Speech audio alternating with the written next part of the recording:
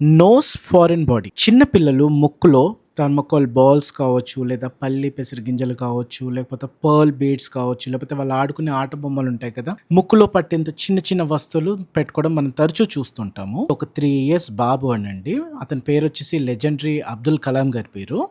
ఇది ముక్కులో ఏదో పెట్టుకొని వచ్చాడు. నైట్ 12:30కి ఎమర్జెన్సీలో వచ్చారు. సో బయట ఎవరో తీయడానికి కూడా ట్రై చేశారు.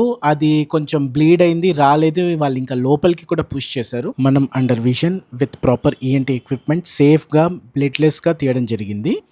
అయితే షాకింగ్గా ఏంటంటే, అది తీసిన తర్వాత మీరు ఒకసారి చూడండి, ఇది ఒక పర్ల్ బీడ్. చిన్నపిల్లలు వాళ్ళ డ్రెస్లోకి ఉండే ఉంటాయి కదండి, అవి తీసి ముక్కులో పెట్టుకున్నారు.